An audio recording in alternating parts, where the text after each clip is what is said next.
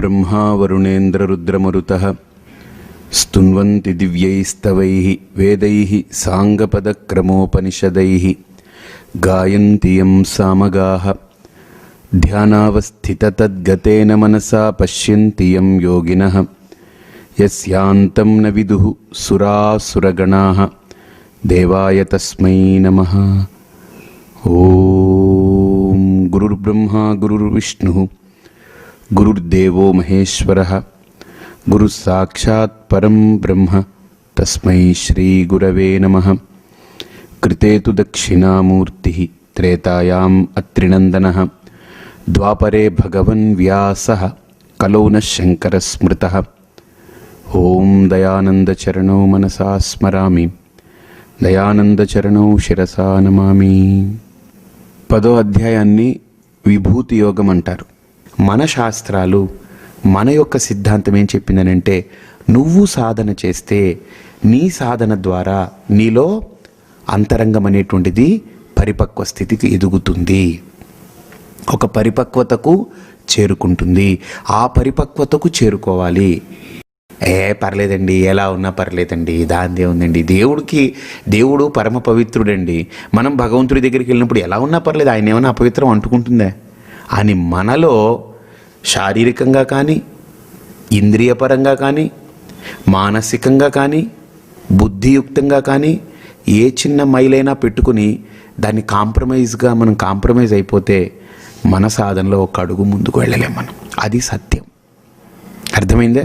శారీరకంగా కానీ ఇంద్రియజాతంగా కానీ మానసికంగా కానీ బుద్ధియుక్తంగా కానీ ఈ 4 స్థాయిల్లో ఎక్కడైనా సరే, అంటే 4 స్థాయిలు అంటున్నారు ఏంటండి? 4 స్థాయిలు అంటే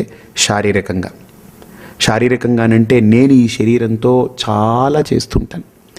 నేను చేసే ప్రతి పని కూడా అది ధార్మికమై సత్యమై యుక్తమై శాస్త్రీయమై ఉండాలి. ఇంద్రియాలు ఉన్నాయి, ఇంద్రియాలను వాడుకుంటున్నాను, అది ఎలా వాడుకోవాలి, ఎంత వాడుకోవాలి, దాన్ని ఎలా వాడుకుంటే ఇంద్రియాలు అనేటువంటిది నాకు అంతర్ముఖతకు అవకాశం ఇస్తుందో అలా దాన్ని వాడుకోవాలి. మనస్సు, నా యొక్క ఆలోచనలు, నా లోపల చెలరేగే భావాలు, లోపల కదిలేటువంటి ఈ వృత్తులు, ఇవన్నిటినీ కూడా నేను సంయమనం పాటించి దాంతో చక్కటి ఒక సాధన, దాంతో ఒక సయోధ్య కుదిరి ఆ వృత్తులు ఆలోచనలను ట్యూన్ చేసుకోగలగాలి. ఆ బుద్ధికి ఎప్పుడు శాస్త్రాన్ని అందిస్తూ ఉండాలి.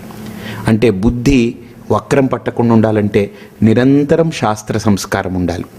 మనస్సు ఎప్పుడు పతనం చెందకుండా ఉండాలంటే నిరంతరం ఉపాసన ఉండాలి. ఆ పరమాత్మ యొక్క భావన, పరమాత్మ యొక్క రూపాన్ని, పరమాత్మ యొక్క దాన్ని ఉపాసన చేస్తూ పరమాత్మ మీద ఉండాలి. ఇంద్రియాలు ఉన్నాయి కదా, ఇంద్రియాలు అనేవి చాలా అవి లాగుతూ ఉంటాయి. అందుకని ఎప్పుడు నిరంతరం నోటికి నామం, ఆ చేతికి ఒక మంచి కార్యం ఏదో ఒకటి చేస్తూ ఉండాలి. కాబట్టి ఇంద్రియాలకి అంటే దేహానికి, మనస్సుకి, బుద్ధికి నిరంతరం ఈ సంస్కారం అంటుతూ ఉంటే బుద్ధికి శాస్త్రం, మనస్సుకి పరమాత్మ యొక్క ఉపాసనం, ఇంద్రియాలకి సత్కర్మ, ఇవి చేస్తూ ఉండండి. కొన్ని రోజులు మీరు అలా చేయగా అసలు ఇంద్రియాలు పవిత్రమైపోతాయి. మనస్సు అసలు ఒక స్థాయికి వచ్చేస్తుందో, ఒక కొలిక్కి వచ్చేస్తుంది.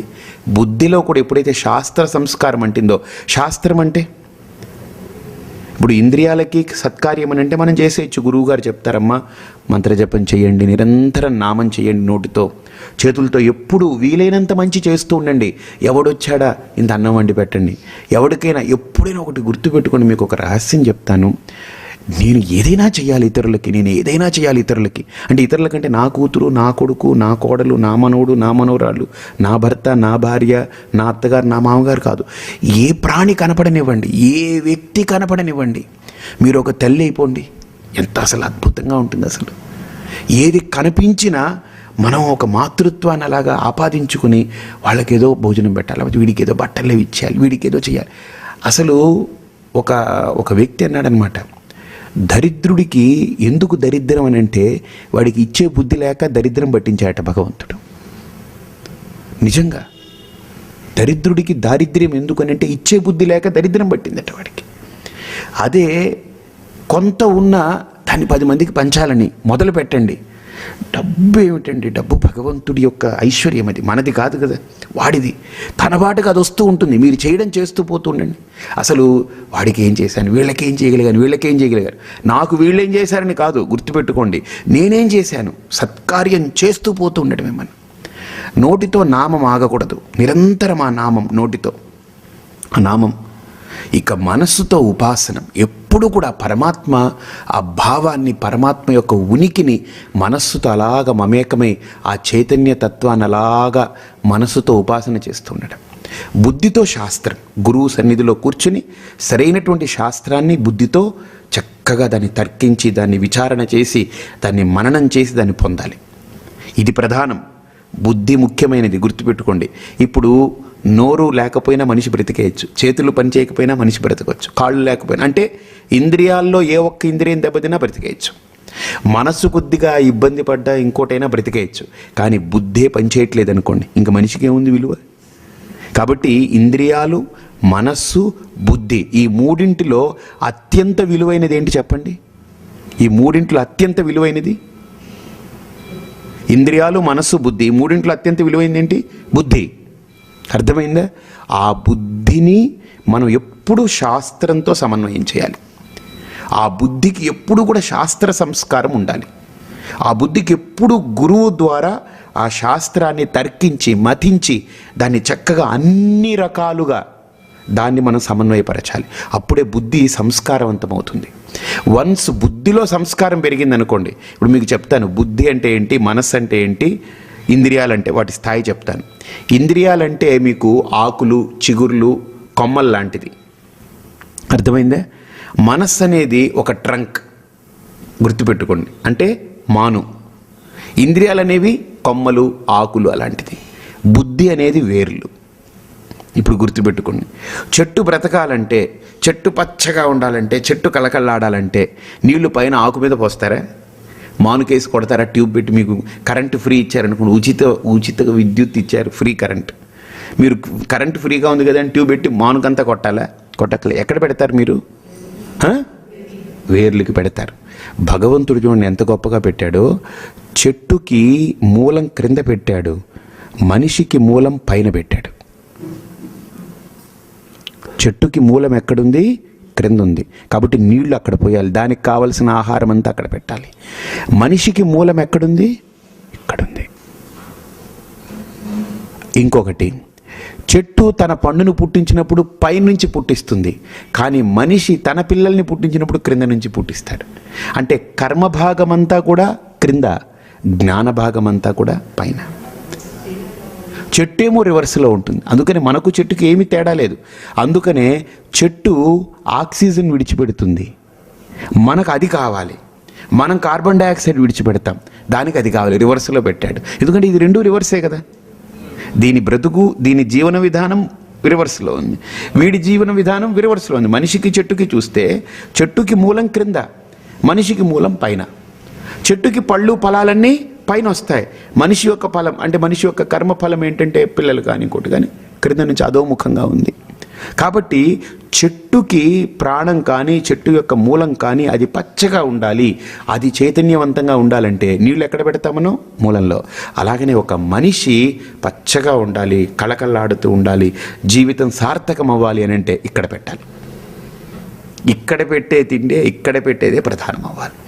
ఇప్పుడు ఇక్కడ పెట్టేదో, లేకపోతే దీనికి పామేదో పులుపుకునేదో, ఇవన్నీ కూడా ఔపచారికం. అర్థమైందే? కాబట్టి ఇక్కడ పెట్టేదే ప్రధానం అవ్వాలి. కాబట్టి ఇంద్రియాలు అనేవి ఆకులు, కొమ్మలు లాంటివి. మనస్సు అనేది ఒక ట్రంక్ లాంటిది. బుద్ధి అనేది వేరు. ఇప్పుడు చెట్టులో ఏది ప్రధానం? వేరు ప్రధానం, మూలం ప్రధానం. అలాగనే మన బ్రతుకుకి కూడా మూలం ఏంటి? బుద్ధి. కాబట్టి ఆ బుద్ధికి శాస్త్రం అనే సంస్కారం అంటాలి. గుర్తుపెట్టుకోండి, బుద్ధికి శాస్త్ర సంస్కారం అంటాలి. మనస్సులో పరమాత్మ యొక్క ఉపాసన. అర్థమైందే? మనస్సుకి పరమాత్మ యొక్క ఉపాసన ఉండాలి, పరమాత్మ యొక్క చింతన, పరమాత్మ యొక్క ఇది జపం. అది ఇంద్రియాలు నోటితో నామం, ఎప్పుడు ఆ నామం, ఆ సాధన, మంత్ర సాధన అటెండ్ అయ్యారు కదా. ఆ మంత్ర సాధనలు ఎలాగైతే షడక్షరి చెప్పానో, ఆ షడక్షరి మంత్రాన్ని అలాగా నిరంతరం చేస్తూ ఉండడం, మనస్సుతో ఆ ప్రాణాన్ని మమేకం చేసి లోపల ఆ ఉపాసన, నోటితో ఆ నామం చేస్తూ పోండి. తర్వాత చేతులతో, ఏ ఇంద్రియాలతో, కళ్ళతో కానీ సత్కర్మ. ఎంత సత్కర్మ! ఎవరికేం పెట్టాం, ఎవరికేం చేసాం, ఎవరికేం పెట్టాం, ఎవరికేం, ఇదే ఆలోచన చేయండి మీరు. అసలు దైవం వేరే అవ్వదు. మీ చుట్టూతా దైవీకమైనటువంటి సంపదంతా కుమికూడిపోతుంది మీ చుట్టూతా. మీరు చూడండి, అది అసలు ఆ స్థాయిలోకి ఒకసారి వెళ్ళండి. అసలు అది ఒక గొప్ప ఆనందం. అది మనం ఏంటంటే నాది నాకు, నాది నాకు, నాది నాకు అని మనం పరిధికి తీసుకుంటున్నాం. ఇవి అసలు ఇది ఏమైనా ఉంటుందా, ఊడుతుంది తెలియదు, మనం ఊడిపోతున్నాం. మనం పరిధి గీసి ఓ 10 కోట్లు పెట్టి ఏదో కట్టుకున్నాం అనుకోండి, ఏమంటే మనం ఉంటామా, ఉండేదే వచ్చేదే ఏ ఉండదు, ఏ వల్ల కాడు ఉండదు, మోసుకుపోయేది ఉండదు, పట్టుకుపోయేది ఉండదు. అందులో ఇటాలియన్ మార్బుల్ అని వేశారు ఒక ఆయన. అదేంటంటే గృహప్రవేశం రోజు దాని మీద ఏదో పడింది, విరిగిపోయింది. గృహప్రవేశం రోజు ఆయన వాళ్ళందరినీ తిట్టి కేకలేసాడు. ఇటాలియన్ మార్బుల్ మళ్ళీ ఆర్డర్ చేశారు, ఆ పలక వచ్చింది, మళ్ళీ దాన్ని కట్ చేశారు, పెట్టారు, అందంగా సెట్ అయింది. 7 నెలల తర్వాత ఈయన పోయాడు, హార్ట్ అటాక్ వచ్చి నేను పోయాడు. పలక పగిలింది, మళ్ళీ తెప్పించుకున్నారు, వేశారు, వీడికి లోపల పగిలిపోయింది. వీడిని ఏం తెప్పించేస్తాం వీడికి, చెప్పండి. ఒక ఇటాలియన్ మార్బుల్ చాలా బాగుంది, అందంగా ఉంది, మంచి డిజైన్ వేశారు. అంటే పువ్వు ఉంటుంది కదా, పువ్వులాగా చాలా అందంగా వస్తుంది. దాని మీద ఏదో పడింది, అది పగిలిపోయింది.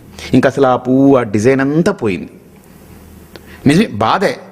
కానీ ఆ రోజు ఆయన తాండవం చేస్తాడనమాట. ఇచ్చేసారు అలా ఎలాగని గోలగోల చేస్తాడు. మళ్ళీ 1 నెల 2 నెలల్లో ఆర్డర్ చేసుకున్నారు, అది వచ్చింది, దాన్ని వాళ్ళే వేయాలి, మనం ఎవరు వేయడానికి లేదు. అది మళ్ళీ ఆ పువ్వుని అలా అక్కడి నుంచి తీసుకొచ్చి మళ్ళీ దాని డిజైన్ కట్ చేసి మళ్ళీ పెట్టారు. చాలా అందంగా ఉంది, సెట్ అయింది. ఖర్చు ఎంత అయి ఉంటుంది? ఓ 1,00,000 రూపాయలు అయి ఉంటుంది, ఓ 2 లక్షలు అయి ఉంటుంది. తీసుకురావడం, పెట్టడం, చేయడం. 7 నెలలకు 8 నెలలకు ఈయన లేడు మహానుభావుడు, ఈయన బాల్చీతన్నాడు. ఈయన రాయి పగిలితే ఇంకోటి పట్టుకొచ్చి అతికించారు. కానీ నేనే పగిలి వెళ్ళిపోతే ఏం చేయగలిగారు? నథింగ్. మనం పరిధి గీసుకుని ఏమిటి సాధిస్తున్నామో అర్థం కావట్లేదు. కానీ నాది, ఇది నాది అనుకుని పరిధి గీసుకుని దాంట్లో కూర్చుని గందరగోళం పడిపోతున్నాం మనం. అందుకనే పరమాత్మ ఆ భావాల నుండి విముక్తి కలిగించడం కోసం, దాని నుంచి ఒకసారి పెంచడం కోసం ఇక్కడ ఇది నాది అన్నాడు ఆయన. నాది అంటే నేను మళ్ళీ పరమాత్ముడిదే, ఇదంతా నాది కాదేమో, నేను వేరేనేమో అనుకుంటానేమో అని. ఒరే, ఇదన్నీ నాది అన్నాను కదా, నువ్వెవరు? ఇందులో ఒక భాగమే, నువ్వు కూడా నేనే, ఇదంతా నేనే అన్నాడు ఆయన. ఇదంతా నేనే అన్నప్పుడు, ఇప్పుడు బాగా ఆలోచించండి, ఇదంతా నేనే అన్నప్పుడు ఇప్పుడు నేనేమైపోతున్నాను? ఇదంతా నేనే అన్నప్పుడు నేనేమైపోతున్నాను? పరమాత్ముని అయిపోలేదు, పరమాత్మునై ఉన్నాను కాబట్టి వాడు నేను అన్నాడు. నేను అయిపోవడం అని అంటే మళ్ళీ కానట్ట లేదు, పరమాత్ముడే. కానీ ఇదంతా పరమాత్ముడే. కానీ నేను అజ్ఞానం వల్ల నేను ఒక జీవుడిగా, నేను ఒక వ్యక్తిగా, నేను ఒక పరిపూర్ణానంద, లేకపోతే నేను ఒక సుబ్బలక్ష్మి, లేకపోతే నేను ఒక అప్పారావు, లేకపోతే నేను సుబ్బారావు అనుకుని ఓ పేరు, ఒక మాంసపు పిండానికి పరిమితమై ఇది నేను అని మనం పరిధి గీసుకుంటున్నాం. కానీ అజ్ఞానంతో వాస్తవానికి పరిధిని, నామరూపాన్ని ఒక్కసారి తొలగించి చూస్తే, మీరు బాగా ఆ దార్శనికతతో చూడండి. అంటే కేవలం ఏదో నేను మాట్లాడాను, ఆ మాటలు పట్టేసుకుని అబ్బా చాలా బాగా చెప్పారని కాదు. గుర్తుపెట్టుకోండి, ఇదంతా కూడా మాటలతో, నేను మాట్లాడే ప్రతి మాట మిమ్మల్ని ఏదో మభ్యపెడితే అది తాత్కాలికంగా ఉంటుంది. మిమ్మల్ని మభ్యపెట్టకూడదు మాట. నా మాట మిమ్మల్ని మభ్యపెట్టకూడదు. నా మాటలని మీరేంటంటే విప్పి చూడాలి, నా మాటలని ఓపెన్ చేసి చూడాలి. మీరు నా మాటల్ని మీరు అలా నెత్తిన కుమ్మరించేసుకుని చాలా బాగా చెప్పారని అంటే అది వద్దు, అది వేస్ట్. అది నేను మాట్లాడే మాటలో ఆ మాటని మీరు కనుక ఓపెన్ చేసి దాన్ని తెరిచి చూడగలిగితే, ఎలాగైతే తలుపులు వేసుంటుంది పరమాత్మకి, మనం ఉదయాన్నే వెళతాం, 2 రెక్కలు తీయగానే పరమాత్ముడు ఎలా కనిపిస్తాడో, ఇప్పుడు ఆ మాటలు ఏదైతే నేను మాట్లాడుతున్నానో ఆ మాటలను కూడా మీరు ఓపెన్ చేస్తే మీకు అది, నేను మాటలు కుమ్మరించేస్తున్నాను. కానీ ఒక్కటి గుర్తుపెట్టుకోండి, నేను మాట్లాడుతున్నానంటే ఏదో నా నోట్లో లొడలొడ లబలబ వచ్చిన మాట మాట్లాడట్లేదు. లోపల ఏ అనుభూతం అయితే ఉందో, ఏ అనుభవ సిద్ధమైనటువంటి తత్వం ఏదైతే ఉందో ఆ స్థాయి నుండి ఈ మాటలు వస్తాయి. కానీ గుర్తుపెట్టుకోండి, ఆ మాటల్ని మీరు ఓపెన్ చేస్తేనే మీకు ఆ స్థితి, మీకు కూడా దార్శనికత కలుగుతుంది. అర్థమవుతుందా మీకు? ఆ స్థితి మీకు దార్శనికమవుతుంది.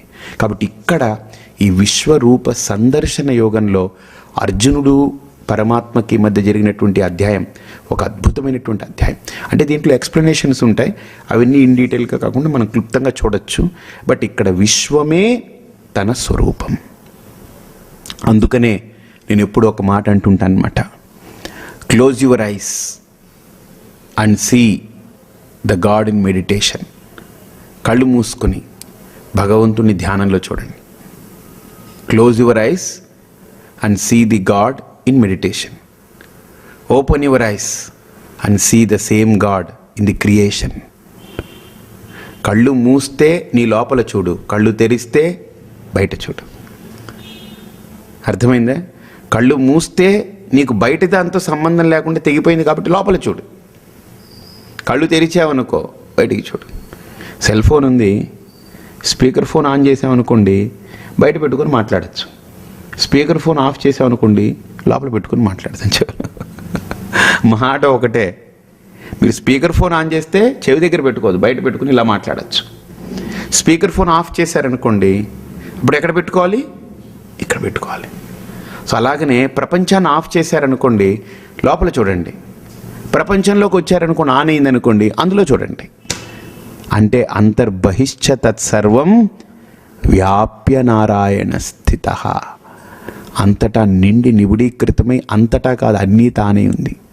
అన్నీ తానై ఉంది అనే పదాన్ని సరిగ్గా విచారణ చేస్తే అన్నీ తానే ఉన్నాడంటే ఇంకా అన్నీ ఎందుకు? తానే ఉన్నాడు. తానే ఉన్నాడన్నప్పుడు ఇంకా తానే ఉన్నాడని చెప్పుకోవడం ఎందుకు? ఉండేది అదే. కాబట్టి అక్కడ చెప్పుకునేది కాదు, అది మాట్లాడుకునేది కాదు, వినదగింది కాదు. అదేంటది? అనుభవ సిద్ధమైన తత్వమే పరమాత్మ. కాబట్టి అణువణువు, ప్రతి అణురేణువు పరమాత్మమయమై ఉంది. కాబట్టి ఈ 11వ అధ్యాయం ఒక అద్భుతమైనటువంటి అధ్యాయం. ఏంటనంటే విశ్వరూప సందర్శన యోగం. ఇక్కడ భగవంతుడి యొక్క అప్రోచ్ ఎలా ఉంటుంది, అసలు ఏమిటనేటువంటిది మనం ఈ అధ్యాయంలో మనం చూసే ముందు మనం ఒక చిన్న విషయాన్ని తెలుసుకోవాలి. ఏంటనంటే మనం డాక్టర్ గారి దగ్గరికి వెళ్ళామనుకోండి, డాక్టర్ గారు అన్నింటినీ చూస్తారు. ముందు చేయి టెస్ట్ చేస్తారు, ఇలా నాలుగు చూపిస్తారు. తర్వాత ఆయన కళ్ళు ఇలా అంటారు కదా, తర్వాత ఇలా పట్టుకుంటారు, తర్వాత స్టెత్ పెట్టి ఇక్కడ చూస్తారు, వెనకాలంతా టెస్ట్ చేస్తారు. అన్నీ అయిపోయిన తర్వాత కొద్దిగా చిన్న రాడ్ లాగా ఉంటుంది, చిన్న సుత్తిలాగా ప్లాస్టిక్ ఇలా కొడతారు, కాళ్ళ కింద ఇలాగా గీస్తారు, అన్నీ చూస్తారు. ఇదంతా ఫిజికల్గా ఆయన మనల్ని ముట్టుకొని మనల్ని పరీక్షిస్తారు. ఇప్పుడు ఆయన ఏంటంటే ఒక కాగితంలో రాసిస్తారు, ఏమండి ఇదిగో ఇది ఈ 2-3 టెస్టులు మీరు చేయించగలండి అని. ఇప్పుడు బాగా చూడండి, ఆయన భౌతికంగా కళ్ళు చూశారు, నాలుక చూశారు, చేయి పట్టుకున్నారు, మెడ దగ్గర చూశారు, స్టెత్ పెట్టారు, అన్నీ చూశారు. ఇది మన స్థూల దేహాన్ని పట్టుకున్నారు ఆయన. ఇప్పుడు ఇవన్నీ చూసేసి ఆయన రాసేస్తారా? రాయకూడదు. ఇది చర్మం పైన ఆయన చూసింది, కానీ మర్మాన్ని చూడాలి ఆయన. చర్మం పైన మాత్రం డాక్టరు పరిశోధన చేసి విడిచిపెడితే కుదరదు, మర్మాన్ని చూడాలి. లోపల ఏముందో, బయట సమస్య ఉందా లేదా తెలిసిపోతుంది. కానీ బయట సమస్య లేదనుకోండి ఇంకా ఆయన కాన్ఫిడెంట్గా మందులు రాసేయకూడదు, ఎంత ఎక్స్పీరియన్స్డ్ అయినా. ఈ సమస్య బయట లేదు, లోపల ఉందా?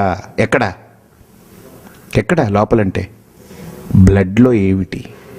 బ్లడ్ని టెస్ట్ చేయాలనుకోండి, ఆయనలాగా నాలుగు చూడమన్నట్టు, కళ్ళు చూడమన్నట్టు ఆయన కళ్ళతో చూస్తే కుదరదు, మనల్ని చూపించమంటే చూపించలేం. దానికి ఆయన రాసిస్తే మనం ల్యాబ్కి వెళ్తాం.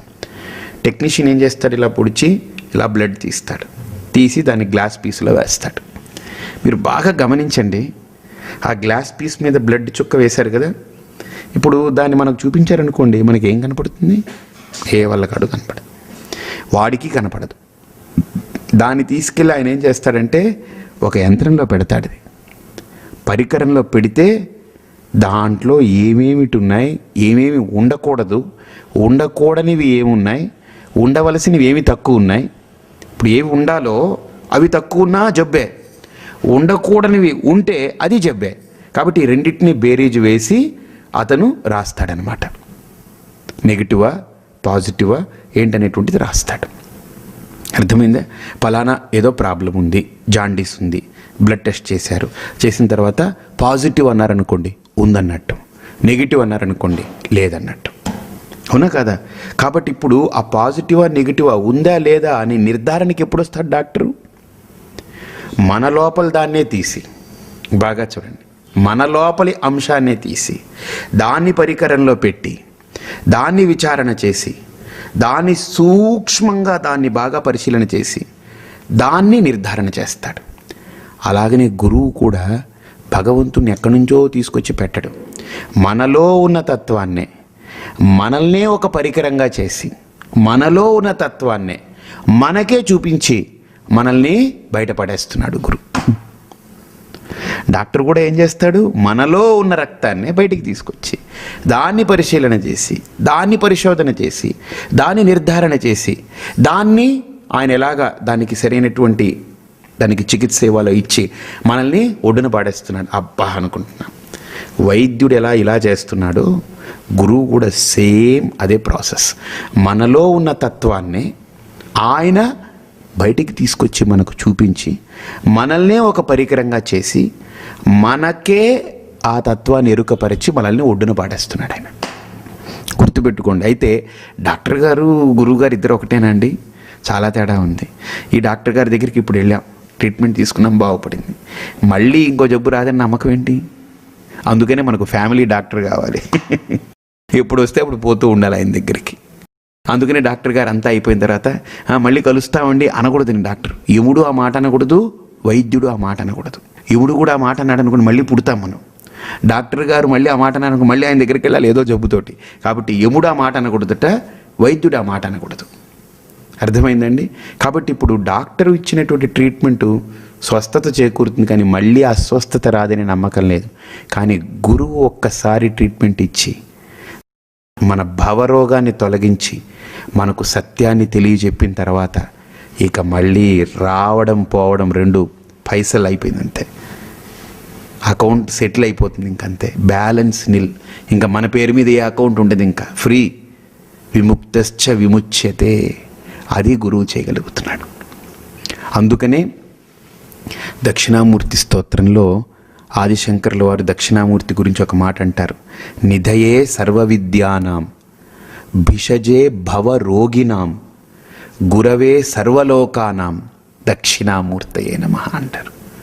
సర్వ విద్యానాం నిధి అంటే అన్ని విద్యలకు నిధి. భవరోగాన్ని నయం చేసి నన్ను ఉద్ధరించగలిగే వైద్యుడికి గొప్ప వైద్యుడు కదా. భిషజే భవరోగినాం గురవే సర్వలోకానాం. ఇంతకంటే గొప్ప గురువు నాకు ఈ లోకంలో ఎక్కడున్నాడు? అన్ని విద్యలు తన యందు ఇముడ్చుకొని నేను ఆయన చెంతకు చేరితే నాలో ఉండే భవ రోగాన్ని గుర్తించి ఆయన యొక్క దర్శన మాత్రం చేత, వీక్షణ మాత్రం చేత, ఆయన ప్రేమతో నా భవరోగాన్ని బయటపడేసి నన్ను ఉద్ధరించగలిగే అంతకంటే గొప్ప గురువు నాకు ఎవడున్నాడు ఈ లోకంలో అని శంకరులు దక్షిణామూర్తి గురించి చెప్తారనమాట. దక్షిణామూర్తి చాలా గొప్ప దైవం, అది మహా ఉపాస్య దైవం అది. సో ఆ దక్షిణామూర్తి యొక్క ఉపాసన నేను చాలా చేస్తున్నాను ఒకప్పుడు. మా గురువుగారు ఇచ్చినటువంటిది మంత్రం అది, దక్షిణామూర్తి యొక్క మంత్రం. ఓం హ్రీం నమో భగవతే దక్షిణామూర్తయే మహ్యం మేధాం ప్రజ్ఞాం ప్రయచ్చ ప్రయచ్చ అని. సో ఆయన యొక్క మంత్రం, ఆయన మహాపూర్ణ వైరాగ్యము, ఆయన కూర్చున్నటువంటి స్థితి, ఆయన యొక్క ఆ తేజస్సు అసామాన్యమైనటువంటిది.